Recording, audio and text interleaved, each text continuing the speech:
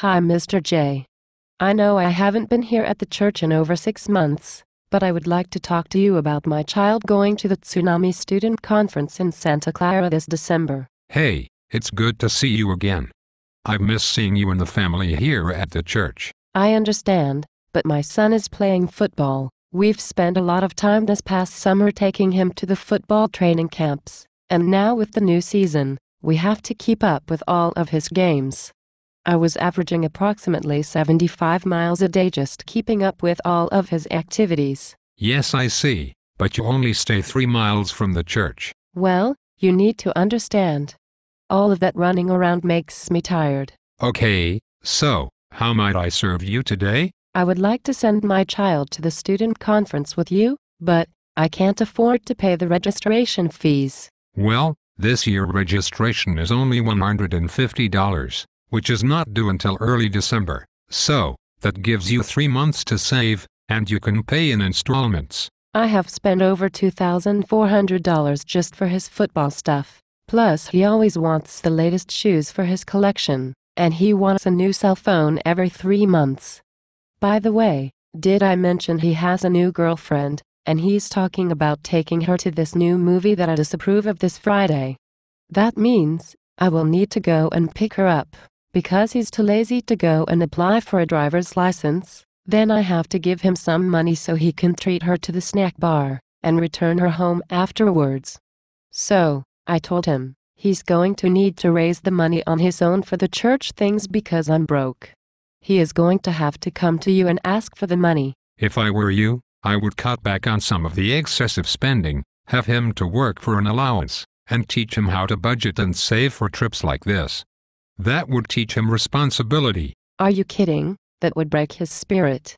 Besides, I'm the parent, and I know what's best for my baby. Well, being that you mentioned spirit, how is his spiritual walk with the Lord? Why are you asking me this? You're his youth pastor, shouldn't you know? I don't get much time to see him. I try to catch up to what's going on in his life after a few of his games, but you're always in a hurry to take him home. I told you, at the end of the day, be tired. Do you understand that the road to spiritual maturity should start in the home? I don't have time to remember to do all of that spiritual stuff, because I have too many other things to remember, such as, did you know that out of 8 games played, my son's receiving number is 96, with 1,300 receiving yards, 13.54 yards per catch average, 162.5 receiving yards per game, 9 receiving touchdowns. And that's just defense. When he plays defense, he has 18.5 sacks. That's 2.6 sacks per game, for a total of 26 sacks yards lost. I see you have a very sharp memory. So, will you be able to help him when he comes to you? We do have one of our mothers here at the church that needs someone to do landscaping on Saturdays, and she's able to pay. That would be a good way to earn some money.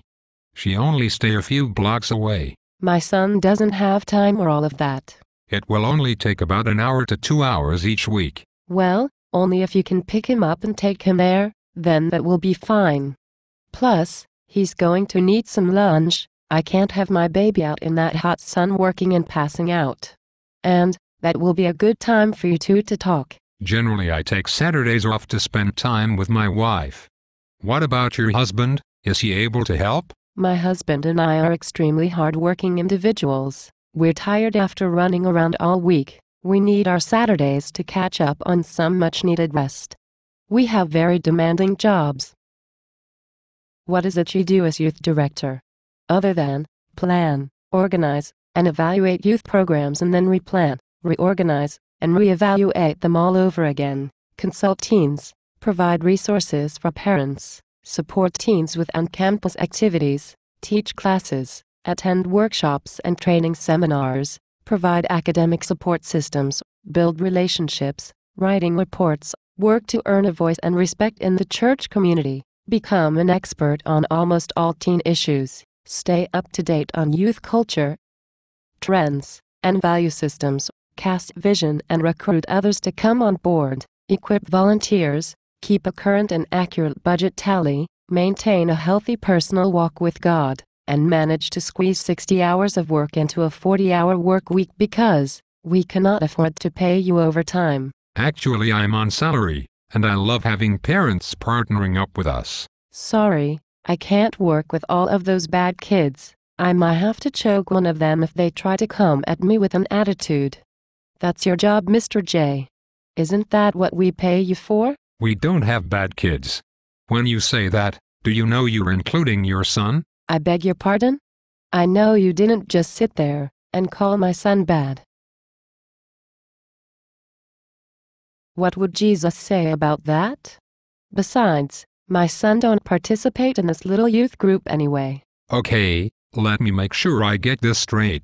Your son does not participate in youth ministry, you say, and you are here in my office asking for what? Look, I'm getting tired of running around in circles.